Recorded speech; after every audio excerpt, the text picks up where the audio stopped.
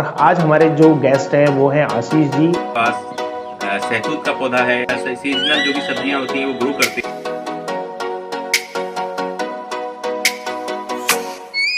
Hello दोस्तों, मैं हूं आपका होस्ट राहुल और आप देख रहे हैं मम्मी गार्डन चैनल। तो हम बना रहे हैं एक सीरीज, एक कदम नेचर की ओर। आज बारी है उसके नए एपिसोड की। आज हमारे साथ बहुत ही खास गेस्ट इस एपिसोड में जुड़ने वाले हैं, तो अभी हम थोड़ी देर में आपको उनसे मिलवाएंगे। उससे पहले हम बता देते हैं कि आज एपिसोड नंबर 3 है, और यदि आपने अभी तक पहले के एपिसोड नहीं देखे हैं तो एपिसोड नंबर 1 वो जरूर देखिएगा। उसमें है सना आलम, जो बता रही हैं कि हम कैसे बर्ड्स को बिना पिंजरे के कैद किए हुए अपने पास रख सकते हैं। तो अभी हम एपिसोड नंबर 3 में आगे बढ़ते हैं, और आज हमारे जो गेस्ट हैं वो हैं आशीष जी। और ये बाय प्रोफेशन इंजीनियर हैं, सरकारी सेवा में हैं, और ये जुड़ रहे हैं सीधे हरिद्वार से। वीडियो पसंद आए तो लाइक जरूर कीजिएगा, शेयर कीजिएगा, और हमें कमेंट्स में जरूर बताइएगा कि आपको एपिसोड कैसे लगा। यदि आप भी जुड़े हुए हैं नेचर से और आपको लगता है कि आप भी ऐसी कोई एक्टिविटीज कर रहे हैं तो कमेंट बॉक्स में जरूर बताइएगा, हम आपसे कांटेक्ट करेंगे और आपको भी इस प्लेटफॉर्म पे जरूर इंट्रोड्यूस करेंगे। तो स्वागत करते हैं आशीष जी का।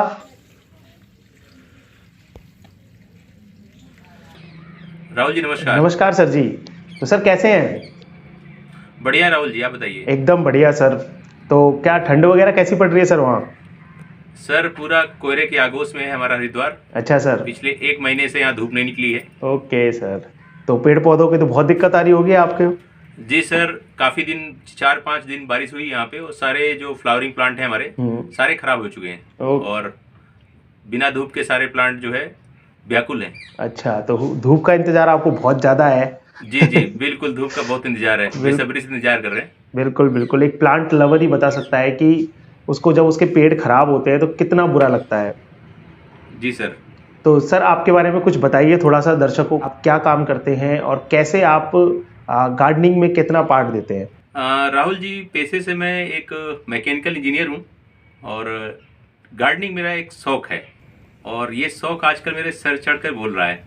तो जो भी मुझे समय मिलता है उसमें मैं गार्डनिंग करता हूँ, और ये शौक बहुत पुराना है। मैं बचपन से गार्डनिंग का शौकीन रहा हूँ। मुझे याद है कि जब मैं 6-7 साल का था तो हमारे घर में काफ़ी जगह थी, तो वहाँ पे हम जो है वेजिटेबल्स आदि ग्रो करते थे। तो मुझे कुछ फूलों का भी शौक था, वो मैं फूल धीरे धीरे इकट्ठा करता था, कहीं से पौधे मिलते थे तो उनको लगाता था। जब मैं थोड़ा बड़ा हुआ तो मैंने जो पॉकेट मनी से अपने पैसे बचा के बढ़िया बढ़िया किस्म के गुलाब ढूंढ के लाता था और उनको अपने कलेक्शन में शामिल करता था। ये शौक वहीं से शुरू हुआ है और अभी तक बदस्तूर जारी है। बहुत बढ़िया सर, आपने तो मतलब बहुत पुराना आपका शौक है। मैं तो सोच रहा था कि अभी लगा होगा आपको शौक, लेकिन आप। जी नहीं सर, अच्छा। ये काफ़ी पुराना शौक है। मुझे लगता है मैं 6वीं-7वीं क्लास में था, तब से मुझे शौक है। फिर जैसे ही मुझे जॉब लगी तो मेरे पास जो सरकारी आवास था, तो वहाँ पे ऊपर का मेरा आवास था, तो वहाँ पे कुछ गमले लिमिटेड थे। लेकिन जैसे ही कुछ सालों बाद मुझे ग्राउंड फ्लोर अलॉट हुआ क्वार्टर, तो ये शौक जो है मेरा अपने परम उसमें आ गया। तो बहुत सारा कलेक्शन हो गया मेरे पास आज की डेट में करीबन 70-80 गुलाब के पौधे हैं, और अलग अलग वैरायटी के गुलाब मेरे पास हैं, और करीबन 30-32 वैरायटी मेरे पास गुड़हल की हैं। इसके अलावा जो भी प्लांट्स, यूनिक प्लांट्स होते हैं, उनको मैं कलेक्शन में शामिल करने की कोशिश करता हूँ। बहुत बढ़िया सर। मैं आपको सर के बारे में एक चीज़ और बता देता हूँ। सर का यूट्यूब पे एक चैनल है आशीष की बगिया। यदि आप उस चैनल पे जाएंगे तो आपको फ्लावर्स के जो प्लांट्स की टिप्स हैं वो इतनी सारी मिलेंगी और इतनी सारी वैरायटी मिलेंगी कि आपको पता चल जाएगा कि वाकई सर को बहुत एक्सपीरियंस है और बहुत नॉलेज है इन चीज़ों के बारे में। तो मेरी आपको एक सलाह रहेगी कि आप सर के चैनल को जरूर विजिट कीजिएगा, और यदि पसंद आए तो उनके चैनल को सब्सक्राइब भी कीजिएगा। तो सर जैसा कि आपने बताया कि आपके पास में गुलाब की बहुत सारी वैरायटी है, और भी फूलों की बहुत सारी वैरायटी है। तो जो आपका पर्टिकुलर ये जो फ्लावर्स में ही कैसे आपको इतना इंटरेस्ट आया, बाकी आप वेजिटेबल्स या फिर अपने जो डेकोरेशन वाले प्लांट्स हैं उनकी तरफ आप क्यों ना गए? नहीं, डेकोरेशन वाले प्लांट्स भी हैं मेरे पास, बट क्या है कि हमारा मतलब आवास है, उसमें बंदर बहुत आते हैं। तो हम सब्जियां भी लगाते हैं, सीजनल जो भी सब्जियां होती हैं वो ग्रो करते हैं। हमारे यहाँ हल्दी काफ़ी मात्रा में हम ग्रो करते हैं, अदरक ग्रो करते हैं, धनिया, गाजर, लहसुन, प्याज सब कुछ ग्रो करते हैं। लेकिन बंदरों की समस्या ये है कि वो उसे कुछ छोड़ते नहीं, तो इसलिए हम फ्लावर पे ज़्यादा प्रीफर करते हैं। और ये फ्लावर वाला जो पोर्शन है, ये मेरे घर के आगे के हिस्से में है, वहाँ बंदर कम आते हैं।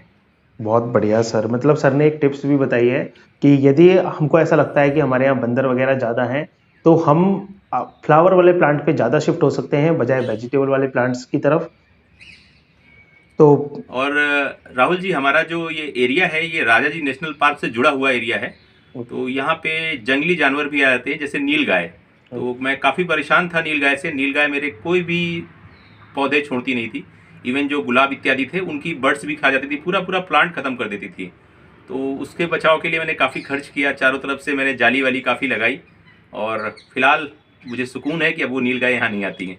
मतलब आपके घर में तक नील गाय आ जाती है मतलब? जी सर, जी सर। हमारे यहाँ ये राजा जी नेशनल पार्क से जुड़ा हुआ एरिया है। तो जो भी आपको जंगली जानवर, हम जो पार्क में आप जो चिड़ियाघर में देखने जाते हैं, शेर, तेंदुआ, हाथी, नीलगाय, हिरन, सब हमारे यहाँ देखने को मिलते हैं। अच्छा, ये तो सर बहुत बढ़िया है। मतलब तो नेचुरलिटी आपके चारों तरफ वैसे ही है। जी बिल्कुल, लेकिन एक्चुअली कहानी ये है कि जो नेचुरल चीज़ें हम देख रहे हैं ये हमारी नहीं है। ये तो एक तरह से उनकी जगह थी, जो जानवर थे उनकी जगह में हमने आके कब्जा कर लिया। तो हम यहाँ पे प्रवासी हैं और वो यहाँ के स्थायी निवासी हैं। सर एक सोच ही आदमी को बड़ा बनाती है और आपने इस तरीके से सोचा इनके लिए, ये बहुत बड़ी बात है। क्योंकि आज के टाइम में क्या हो रखा है कि यदि हम कहीं पे भी अपना मकान बना लेते हैं या रहने लग जाते हैं ना, तो हम सोचते हैं कि हमारी जगह है। लेकिन जो आपने बात बताई ना कि नहीं, हम प्रवासी हैं, वो तो वहीं के निवासी हैं, तो सर वाकई आपकी सोच बहुत ऊपर है इन चीज़ों में। तभी आपको गार्डनिंग का इतना शौक है सर, मतलब। जी, बाकी हमारा हरिद्वार काफ़ी हरा भरा है। और हरिद्वार के अंदर मैं BHL की टाउनशिप है, वहाँ रहता हूँ। और ये टाउनशिप जो है पूरे हरिद्वार में सबसे हरी भरी मानी जाती है। मेरे पास कई सारे फ्रूट्स के पौधे भी हैं। मेरे पास बड़े बड़े पेड़ हैं, आम के, अमरूद के, लीची है मेरे पास, सहतूत का पौधा है, आंवले का बहुत बड़ा पेड़ है। तो इस तरह के हमारे पास फल के भी प्लांट हैं और जो फ्लावरिंग करते हैं, फ्रूटिंग करते हैं बढ़िया से। बिल्कुल बिल्कुल सर। तो प्लांट्स लगाना और उनकी केयर करना बहुत बड़ी बात है। तो सर क्या आपको इतना टाइम मिल जाता है अपनी जॉब से कि आप इनकी इतनी केयर कर पाते हैं, या फिर कोई और भी आपकी हेल्प करता है घर में? इस काम में मेरी पत्नी मेरा पूरा सहयोग करती हैं और बिना उनकी हेल्प के ये संभव नहीं है। क्योंकि मैं तो नौकरी पेशा आदमी हूँ और जो भी टाइम मुझे बचता है तो मैं उस समय में इस काम को करना पसंद करता हूँ। बिल्कुल बिल्कुल सर। तो आदमी अगर ये सोचे कि नहीं, उसके पास टाइम नहीं है इसलिए वो गार्डनिंग नहीं कर पाए, तो ये परफेक्ट एग्जांपल है हमारे लिए कि हम टाइम कैसे निकाल सकते हैं और हम कैसे नेचर के साथ जुड़े रह सकते हैं।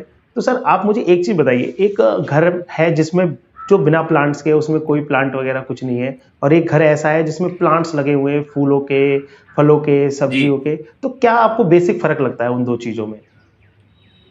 देखिए, बिना प्लांट्स के तो मैं उसकी कल्पना नहीं कर सकता, क्योंकि मेरे पास इतने सारे प्लांट हैं और वो मुझे घर, वहाँ का जो लोग हैं उनका जीवन नीरस लगता है बिल्कुल। अगर आपके जीवन में हरियाली नहीं है तो शायद कुछ नहीं है। अच्छा सर, मुझे एक चीज़ और लगती है कि जिनके घर में प्लांट्स या फिर ऐसा कोई भी काम है, मतलब प्लांट्स हो या पेट हो, तो मुझे पर्सनली ऐसा फील होता है कि उन लोगों के लिए फालतू चीज़ों के लिए समय नहीं होता है। वो इन्हीं चीज़ों में इतने बिजी रहते हैं कि वो जो अदर एक्टिविटीज़ होती है जो उनको नहीं करनी है, वो आराम से उनसे बच सकते हैं। क्या ऐसा है क्या सर? आपको भी ऐसा ही लगता है क्या? जी बिल्कुल, आप सही कह रहे हैं। आपकी बातें जो हैं 100% सही हैं और मेरे पास फुल टाइम है कि मैं अपना समय यहीं बिताऊं, कहीं बाहर ना दिखाऊं। मुझे लगता है गृह कलेश वगैरह भी इससे कम रहते होंगे। जी, गृह क्लेश तो तब होंगे जब दोनों हमारे हम जो पति पत्नी हैं दोनों के में मतभेद हो। अच्छा अच्छा और दोनों का शौक हमारा गार्डनिंग है। बिल्कुल तो वो मेरा पूरा सहयोग करती हैं। गृह क्लेश के लिए समय नहीं बचता, जो समय बचता है उसमें हम गार्डनिंग करते हैं। बिल्कुल, ये बहुत अच्छी टिप्स है। अगर किसी को ऐसी प्रॉब्लम हो तो आप गार्डनिंग करने लग जाइए, आपके आधी सी प्रॉब्लम सॉल्व हो जाएगी। ठीक है सर, चलो अब राहुल, एक बात मैं और ऐड करना चाहूँगा इसमें। बिल्कुल सर। लॉकडाउन के बाद से और उसके 1-2 साल पहले से अब तक करीबन मैं 1200 से 1300 लोगों को फ्री में सीड्स और प्लांट्स की कटिंग, लाइव प्लांट भेज चुका हूँ। अच्छा सर, मतलब देश के जी हाँ, कश्मीर से लेकर कन्याकुमारी तक सब जगह मैंने निःशुल्क बीज भेजे हैं, प्लांट्स भेजे हैं। हाँ, कई सारे लोगों ने उसके बदले में या तो मुझे पोस्टल चार्ज दिया है, कई लोगों ने कुछ लोगों ने मुझे बदले में कुछ दूसरे सीड्स दिए हैं। लेकिन मैंने कभी किसी को मना नहीं किया। अगर मेरे पास सीड्स हैं तो मैंने उन्हें सीड्स शेयर किए हैं। भले ही उन्होंने मुझे बदले में स्वैप में वो सीड्स दे दिए जो ऑलरेडी मेरे पास हैं, लेकिन मैंने उनको ले लिया है और बदले उनको अपनी तरफ से सीड्स दिए हैं। तो सर ये तो बहुत अच्छी चीज़ है कि मतलब जो जितना मतलब आप गार्डनिंग के लिए बहुत कुछ कर रहे हैं सर, और ये मुझे बहुत इंस्पायरेशनल चीज़ लगी कि हम भी ऐसा कर सकते हैं। और जी, बिल्कुल कर मैं सकते अपने हैं। व्यूअर्स को बताना चाहूँगा कि यदि किसी के पास में कोई भी सीड एक्स्ट्रा है, या फिर उनको लगता है कि उनकी कटिंग्स वगैरह उनके पास एक्स्ट्रा है, कोई प्लांट एक्स्ट्रा है, तो आप ज़रूर अपने चारों तरफ, यदि आप मान लो किसी को कुरियर वगैरह भी नहीं कर पाए, तो अपने आस-पास ज़रूर दीजिए उनको, अपने जानने वालों को, दोस्तों को। और मैं तो इतना तक कहूँगा कि यदि आप कहीं पे किसी पार्टी में जा रहे हैं, कोई बर्थडे में जा रहे हैं, किसी की मैरिज एनिवर्सरी में जा रहे हैं, तो कोशिश कीजिए कि आप उनको इस तरीके के भी गिफ्ट दे सकें। प्लांट्स हुआ, क्योंकि ये भी वाक़ई बहुत अच्छे गिफ्ट्स लगते हैं यदि आपने प्रॉपर तरीके से उनको दिए। क्यों सर, मैं सही कह रहा हूँ? राहुल जी, मैंने भी इस परंपरा को आगे बढ़ाया है बिल्कुल। और आजकल मैं अगर किसी एनिवर्सरी में, हमारे कुछ मित्र हैं उनकी एनिवर्सरी होती है, तो हुँ, आजकल मैंने उन्हें पान का पौधा स्प्रे भेंट करना शुरू किया है। क्या बात है तो सर! मैं पान के पौधे तैयार करता हूँ, मैं बहुत सारे पौधे अपने घर में तैयार करता हूँ, जो पौधे तैयार हो सकते हैं कटिंग से, और अपने आस-पास अपने दोस्तों को भेंट करता हूँ। हुँ, अब आप ये मानिए कि मेरे इस शौक के चलते मेरे कई सारे जो मित्र हैं वो हुँ, भी शौकीन हो गए हैं। हुँ, वो हुँ। मेरे से आते हैं, कटिंग ले जाते हैं, प्लांट्स ले जाते हैं, सीड्स ले जाते हैं और उन्हें अच्छे से ग्रो करते हैं बिल्कुल, और बिल्कुल। मैं उनकी पूरी हेल्प करता हूँ।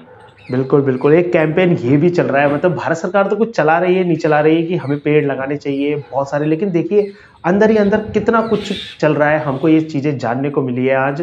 तो वापस आते हैं हम इंटरव्यू की तरफ। तो सर से कुछ टॉपिक्स के बारे में और कुछ हम उनसे जानने की अब कोशिश करते हैं, क्योंकि बहुत एक्सपीरियंस है सर को। सर आप हमको ये बताइए कि कोई नया गार्डनर है और उसको शुरुआत करनी है, तो वो कहाँ से शुरुआत करे सर? देखिए सर, अगर कोई नया गार्डनर है हुँ, तो गार्डनिंग का सबसे परफेक्ट महीना होता है बरसात का। बिल्कुल। आपको कहीं से खरीदने की जरूरत नहीं है प्लांट्स। आप अपने आस पड़ोस, पार्क इत्यादि से जो पौधे आपको मिले आप उनकी कटिंग लाइए और लगाइए। गार्डनिंग में आप, एक मंत्र है 3P का। पहला पी है मेरा, प्रैक्टिकल बनिए आप। पी से प्रैक्टिकल, मतलब आप प्रैक्टिकल करिए चीज़ों का। ये मत सोचिए कि इसकी कटिंग लगेगी या नहीं लगेगी, आप ट्राई जरूर कीजिए। क्योंकि कई बार ऐसा होता है कि हम सोचते हैं कि इसकी कटिंग नहीं लगेगी, लेकिन बहुत ही कटिंग से आसानी से ग्रो हो जाती है। अधिकतर पौधे कटिंग से ग्रो हो जाते हैं। तो ये है मेरा पहला पी। ओके। अब मैं बात करता हूँ अपने दूसरे पी की। दूसरा पी है पेशेंस। दोस्तों, जो पेशेंस है यानी धैर्य, बागवानी में बहुत ज़रूरी है। बिना पेशेंस के आप कुछ भी नहीं कर सकते हैं। तो आप अगर कोई चीज़ ग्रो करना चाह रहे हैं और उसे बार बार आप उसमें असफल हो रहे हैं, तो या आपको सफलता नहीं मिल रही है, वो देर से उग रहा है, तो आप अपना धैर्य मत छोड़िए, आप प्रयास कीजिए। वो निरंतर आपके प्रयास से ही सफल होंगे। अब बात करता हूँ मैं तीसरे पी की। तीसरी पी है हमारी प्रैक्टिस। ओके। तो प्रैक्टिस में दोस्तों क्या है कि जैसा कहा गया है कि करत करत अभ्यास ते जड़मति हो सुजान, तसरी आवत जात ते सिल पर परत निशान। तो दोस्तों, आप कोई कटिंग नहीं लग रही है आपसे, कोई आपसे सीड नहीं ग्रो कर रहा है, तो आप बार बार प्रयास कीजिए। और ऐसा नहीं है कि कोई एक्सपर्ट हैं गार्डनिंग में होते हैं वही इस काम को कर सकते हैं, आप सब कर सकते हैं। तो दोस्तों, निरंतर प्रयास करते रहिए, इन 3P का पालन कीजिए और आप गार्डनिंग में निश्चित रूप से सफल हो जाएंगे। बिल्कुल सर, तो सर ने इतनी बढ़िया टिप्स दी है नए गार्डनर्स को, और मोटिवेट रहने के लिए भी टिप्स दे दी साथ में कि कोई दिक्कत नहीं है, नहीं लगता तो कोई बात नहीं। सर अब हम इन चीज़ों के ऊपर आएंगे। बात हो गई है तो कि कटिंग्स कहाँ से लेकर, मतलब कटिंग्स आप कैसे लेके आ सकते हैं, कहाँ से आप शुरुआत कर सकते हैं, कौन से मौसम में आप शुरुआत कर सकते हैं। सर अब हम ये जानना चाहेंगे कि आप कौन सा खाद यूज करते हैं अपने गार्डन जी में? देखिए, राहुल जी, सबसे पहले तो मैं केमिकल फर्टिलाइजर्स का यूज़ बिल्कुल नहीं करता हूँ, ना के बराबर करता हूँ। तो जो भी नए गार्डनर्स हैं उन सभी को मेरी सलाह है कि वो ऑर्गेनिक फर्टिलाइजर्स का इस्तेमाल करें। आपके घर में इतनी सारी चीज़ें हैं, आप उनका इस्तेमाल कीजिए। बहुत सारे हमारे किचन से वेस्ट निकलते हैं, उनका आप इस्तेमाल कर सकते हैं। मैं आपको बताऊंगा, जैसे आपके विंटर्स के फ्लावर होते हैं, तो आपको उनमें कोई भी महंगी खाद खर्च करने की ज़रूरत नहीं है। आप सिंपल सा सरसों की खली का लिक्विड फर्टिलाइज़र बनाइए और मार्केट में ये बहुत सस्ती मिल जाती है। 20 से 30 रुपए किलो की आपको मिल जाएगी और 1 किलो आपके पूरे पौधों के लिए सफिशियंट होगी। तो सरसों की खली एक बहुत बढ़िया ऑप्शन है और इसे जो है आप अपने सभी पौधों में इसका लिक्विड फर्टिलाइज़र बना के दे सकते हैं, सिर्फ सकुलेंट्स और इंडोर प्लांट को छोड़ के। अब मैं बात करता हूँ दूसरे फर्टिलाइज़र की। हमारा बेसिक फर्टिलाइज़र है गोबर की खाद। मैं दोस्तों इसी गोबर की खाद को इस्तेमाल करता हूँ। गोबर की खाद में जो NPK है वो भरपूर मात्रा में होता है, नाइट्रोजन, पोटास और ये हमारा कैल्शियम, ये सब मतलब काफ़ी चीज़ें भरी हैं उसमें, माइक्रो न्यूट्रिएंट्स भी होते हैं। तो ये मेरे जो भी प्लांट्स हैं उनमें मैं गोबर की खाद देता हूँ। और गोबर की खाद यूज़ करते समय एक विशेष सावधानी बरतनी चाहिए कि जो गोबर की खाद है वो फुली डिकम्पोज होनी चाहिए। ताज़ा गोबर कभी इस्तेमाल नहीं करना चाहिए। इसके अलावा हम वर्मी कंपोस्ट, अगर गोबर की खाद नहीं मिल रही है आपको, तो आप अच्छी क्वालिटी का वर्मी कंपोस्ट इस्तेमाल कर सकते हैं। अब मैं बात करूंगा कुछ अन्य घरेलू फर्टिलाइजर्स के बारे में। जैसे हमारे किचन से डेली चावल धुलने के बाद, दाल धुलने के बाद जो पानी निकलता है, उसमें बहुत सारे माइक्रोन्यूट्रिएंट्स होते हैं। तो आप उस पानी को, जो भी आपके पत्ते वाले पौधे हैं, जैसे मनी प्लांट हो गया, आपके कुछ और पत्तेदार पौधे हो गए, ब्रोकन हार्ट हो गया, इन सब पौधों में आप उसको स्प्रे कीजिए। तो इससे क्या होगा, स्प्रे करने से जो मनी प्लांट के पौधे हैं वो काफ़ी चमकदार हो जाएंगे और काफ़ी साइज में बड़े होंगे। तो इसके अलावा आप इस पानी को अपने गुलाब के पौधों में, गुड़हल के पौधों में भी दे सकते हैं। साथ ही मैं बताना चाहूँगा, जो आपकी किचन से वेस्ट चाय की पत्ती निकलती है, आप उसको अच्छी तरह से पानी से धुल लें। धुलने के बाद उसे सूरज की रोशनी में सुखा लीजिए। जब बिल्कुल सूख जाए तो आप एक एक चुटकी, जो भी आपके हैवी फीडर प्लांट्स हैं, जैसे जिनको एसिडिक सॉइल पसंद है, जैसे हमारे गुलाब हो गया, गुड़हल है, बोगनवेलिया है, इनमें आप दीजिए। आप देखिएगा कि पौधों के जो हमारे फ्लावर आएंगे उनका कलर निखर जाएगा। अगर आपके फ्लावर प्लांट में फ्लावरिंग नहीं हो रही है तो फ्लावरिंग भी शुरू हो जाएगी। अब मैं आपको एक और फर्टिलाइजर के बारे में बताने जा रहा हूँ दोस्तों, ये है एलोवेरा। जैसा कि एलोवेरा एक बहुत ही कॉमन प्लांट है और कोई भी बिगिनर हो, किसी के यहाँ हो, मैक्सिमम लोग यहाँ एलोवेरा का पौधा आपको मिल जाएगा। तो कई बार क्या होता है दोस्तों, एक्सेस क्वांटिटी हो जाती है तो हम इसे निकाल कर फेंक देते हैं। तो आप इसे निकाल कर मत फेंकिए बिल्कुल भी। आप इसे, मैं आपको तरीका बता रहा हूँ। एलोवेरा की जो पत्तियां हैं उनको आप 3 तरह से इस्तेमाल कर सकते हैं अपने गार्डनिंग में। पहला क्या करना है आपको दोस्तों, आप जो भी एलोवेरा की लीव्स हैं उनको छोटे छोटे पीसेस में काट लीजिए और जो भी आपके गमले हैं जिनमें पौधे लगा रखे हैं आपने, उनमें मिट्टी के नीचे उसको दबा दीजिए। आप गुड़ाई कीजिए और मिट्टी के नीचे दबा दीजिए, वो धीरे धीरे करके डिकम्पोज हो जाएंगे। तो ये एक अच्छी खाद है पौधों के लिए। दूसरा टिप्स दोस्तों ये है कि आप करीबन 250 ग्राम एलोवेरा के लीव्स के जो टुकड़े हैं उनको करीबन 1 लीटर पानी में किसी कंटेनर में भर दीजिए और उसमें पानी मिला दीजिए 1 लीटर, और उसे बंद करके धूप में रख दीजिए। करीबन 28-30 दिन के बाद वो एक जो पानी है वो बिल्कुल हरे कलर का हो जाएगा, डिकम्पोज हो जाएगा। उस पानी का जो 10 ml है उसको आप लीजिए और 1 लीटर पानी में मिलाकर अपने पौधों में स्प्रे कर दीजिए। तो वो आपका एक तरह से पेस्टिसाइड का काम करेगा। आप उसी पानी का 20-30 ml लीजिए, 1 लीटर में मिलाइए और पौधों में दीजिए, वो आपके पौधों की खाद का काम करेगा। तो दोस्तों ये हैं कुछ एलोवेरा के टिप्स। इसके अलावा ढेरों फर्टिलाइजर हैं, होममेड फर्टिलाइजर्स हैं, जो आप मेरे गार्डनिंग चैनल से जुड़ने के बाद देख सकते हैं। बिल्कुल।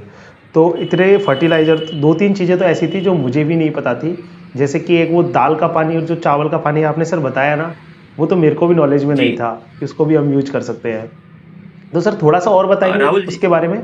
हाँ बिल्कुल बिल्कुल राहुल जी, मैं आपको एक और से एक डाई मेथड है, मतलब इंस्टेंट तरीके से आप यूज़ कर सकते हैं। जो आपके हमारे साइट्रिक फल होते हैं, फ्रूट्स होते हैं, जैसे संतरा है, मौसम्मी है, नींबू है, आप इनके छिलकों को मत फेंकिए। आप इनके छिलकों को किसी पानी में, किसी बाल्टी में पानी लीजिए और उसमें इसको डुबो दीजिए। उसमें थोड़ी मात्रा में 1-2 मुट्ठी आप जो है वर्मी कंपोस्ट या फिर गोबर की खाद है उसको मिला दीजिए और मिलाने के बाद उसको ढककर रख दीजिए। बीच बीच में उसे चलाते रहिए। कम से कम 48 घंटे के बाद जो आपका वो लिक्विड तैयार होगा उसका आप अपने पौधों पे स्प्रे कीजिए, अपने पौधों में दीजिए। अगर आपका कोई पौधा मर रहा होगा तो वो पौधा भी जिंदा हो जाएगा। तो उसे सारे पौधों पे दे सकते हैं हम, कोई भी पौधे पे? बिल्कुल दे सकते हैं सर, किसी भी पौधे में दीजिए, कोई समस्या नहीं है। बिल्कुल बिल्कुल। और सर जो बस ये आप सकुलेंट और इंडोर प्लांट में इनका प्रयोग ना करें। अच्छा, सकुलेंट्स और इंडोर हमको छोड़ने हैं इन सब चीज़ों में ही? जी ओके सर। जी जी। तो सर जो हम दाल का पानी और जो चावल का पानी है उसे रेगुलर दे सकते हैं? जैसे रेगुलर हमारे घर में अगर दाल बनती हो, चावल बनते हो तो? हाँ बिल्कुल बिल्कुल, रेगुलर दे सकते हैं, कोई समस्या नहीं है। ओके। और कोई भी फर्टिलाइजर आप इस्तेमाल करते हैं, तो जैसे अलग से आप फर्टिलाइजर बना के इस्तेमाल कर रहे हैं, तो कोई भी फर्टिलाइजर 15 दिन से के अंतर में ही दें। कभी ऐसा मत करें कि आप फर्टिलाइजर बार बार दें। दाल चावल का पानी एक अलग चीज़ है, और बाकी जो भी फर्टिलाइजर हैं, या तो वर्मी कंपोस्ट दे रहे हैं आप, या गोबर की खाद दे रहे हैं, या कुछ सरसों की खली दे रहे हैं, तो आप जो है 15 दिन का गैप कम से कम रखें। और सरसों की खली के बारे में ये बताना चाहूँगा, आप गर्मी में इसे ना के बराबर प्रयोग करें, प्रयोग ना ही करें तो बेटर है। और सर्दियों में आप इसे हर पौधे में प्रयोग कर सकते हैं। बिल्कुल। तो क्योंकि काफ़ी गर्म होती है ये। तो बिल्कुल सर ने खाद के बारे में तो इतनी सारी टिप्स दे दी, मतलब कि मज़ा आ गया। और ये बहुत नॉलेजेबल थी वास्तव में ही कि आप कितनी सारी चीज़ें आप तैयार कर सकते हो घर में ही। और ज़्यादातर चीज़ें इनमें वही थी कि बिल्कुल आपको कुछ भी परचेज नहीं करना, आप घर की चीज़ों को यूज कर सकते हो। और पेस्टिसाइड भी बन गया इससे, हमारा खाद भी बन गया इसी से ही। तो और जो पेड़ों में अगर हमको लगता है कि ये पेड़ बिल्कुल खत्म होने वाला है, उसको भी बचाने का हमको तरीका मिल गया घर में ही। मतलब ये होती है नॉलेज, और ये एक दिन में नहीं आती, ये आती है सालों में। तो आज हम उसको एक दिन में ही जानने की कोशिश कर रहे हैं सर से। आप मिट्टी कैसे तैयार करते हैं सर अपने प्लांट्स की? राहुल जी, मिट्टी तैयार करने में कोई ज़्यादा बड़ा काम नहीं है। सबसे पहले आपको देखना पड़ेगा कि आपके जो एरिया की मिट्टी कैसी है। जैसे मेरे यहाँ की मिट्टी जो है वो रेतीली है, बालुई है पहले से ही।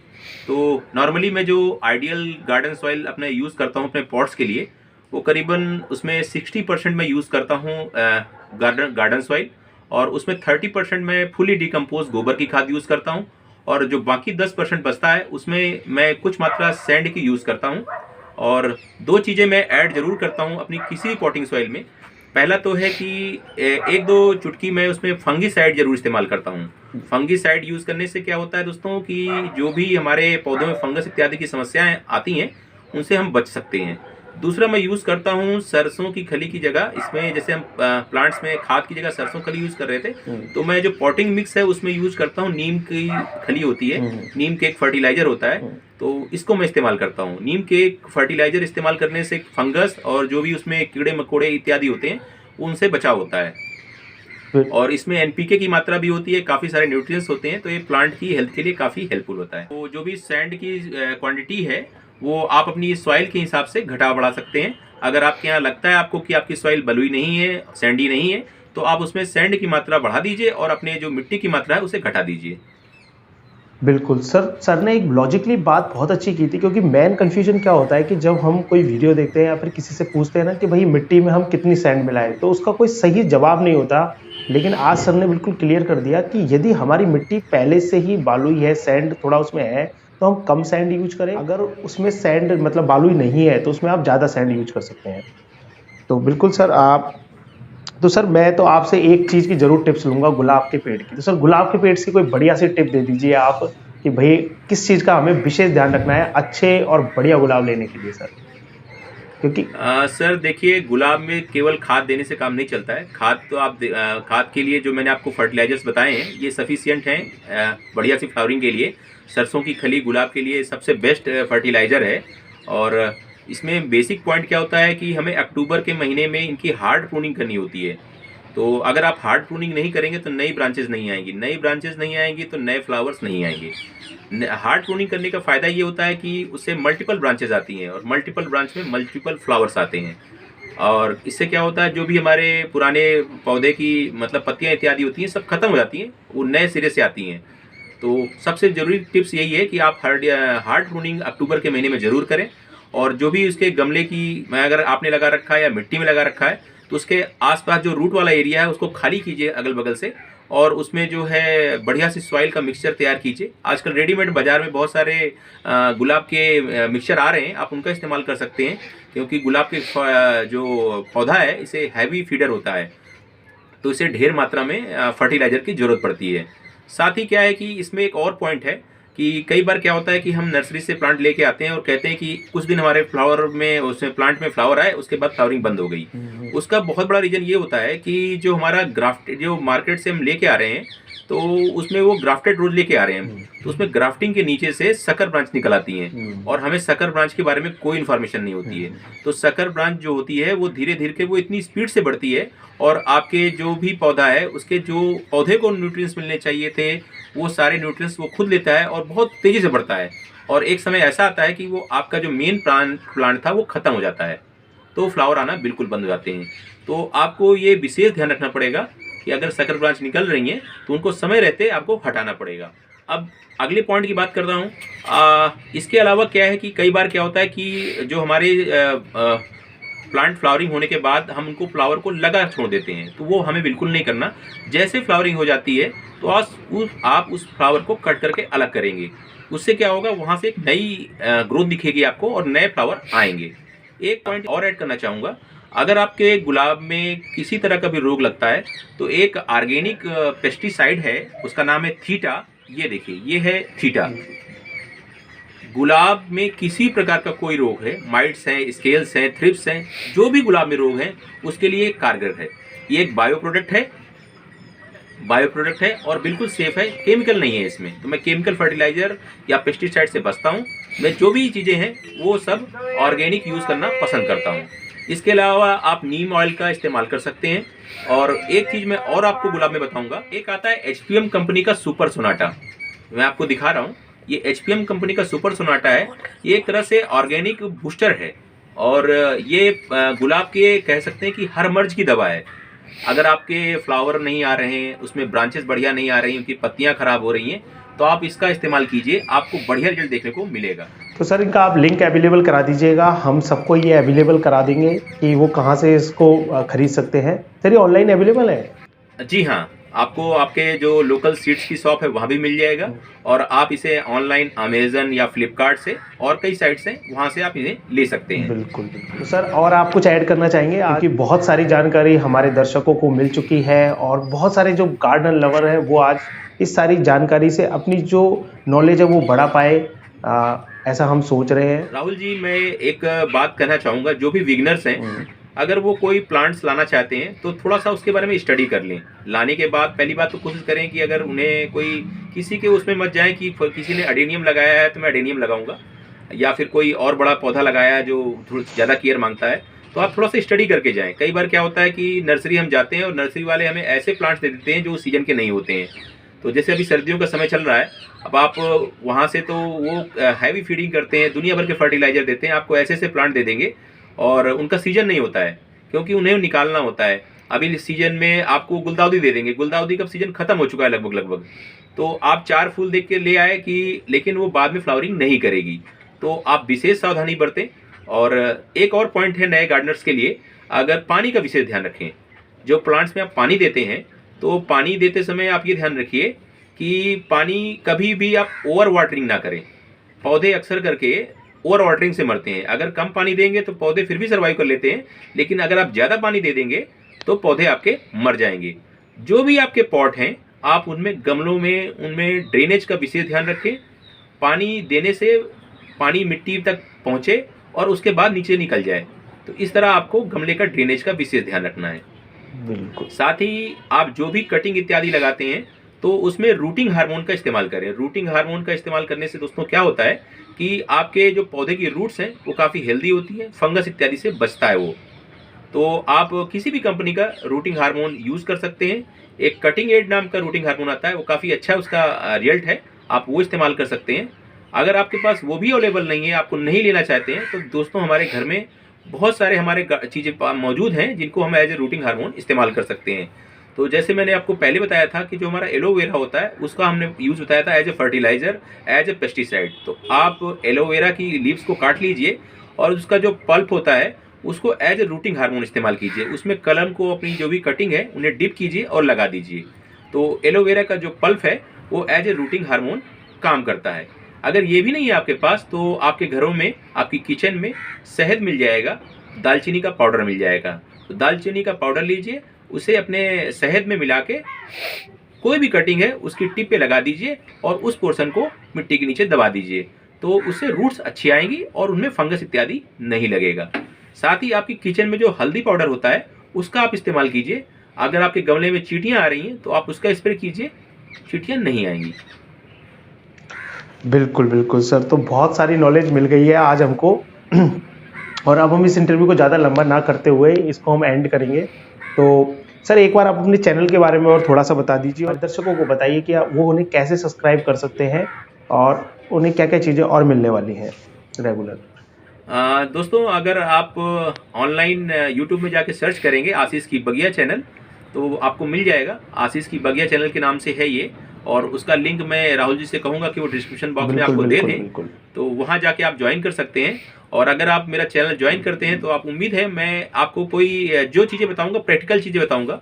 मैंने कोई इसकी पढ़ाई नहीं करी है, लेकिन जो भी कुछ किया है मैंने प्रैक्टिकल चीज़ें करता हूँ वो बताता हूँ मैं। तो आपको ढेर सारे जो भी इंफॉर्मेटिव वीडियो हैं वो इसमें मिलेंगे। अगर आपकी कोई क्वेरी है तो आप आराम से मुझे पूछिए, मैं आपका मैसेंजर में भी जवाब दूंगा, आपका मैं यूट्यूब चैनल में भी जवाब दूंगा। आप बिल्कुल स्वतंत्र हैं, गार्डनिंग के लिए मैं बिल्कुल फ्री हूँ। बिल्कुल। तो कैसा लगा आपको वीडियो, हमको जरूर बताइएगा, और वीडियो पसंद आए तो लाइक कीजिएगा, शेयर कीजिएगा, और मम्मी गार्डन चैनल और आशीष की बगिया दोनों चैनलों को सब्सक्राइब कीजिएगा यदि आप पहली बार वीडियो देख रहे हैं। और thank you very much video देखने के लिए, बहुत बहुत शुक्रिया आपका। और आशीष जी बहुत बहुत शुक्रिया आपका हमसे जुड़ने के लिए। धन्यवाद राहुल जी, आपका भी बहुत बहुत आभार जो आपने मुझे इस मौका दिया आपके चैनल से जुड़ने का, अपनी बात आपके जो भी सब्सक्राइबर हैं उनके बीच रखने का, और उम्मीद है कि आपके सब्सक्राइबर भी हमारे सब्सक्राइबर बनेंगे। बिल्कुल बिल्कुल, इसी आशा के साथ धन्यवाद आपका। बिल्कुल बहुत बहुत धन्यवाद सर।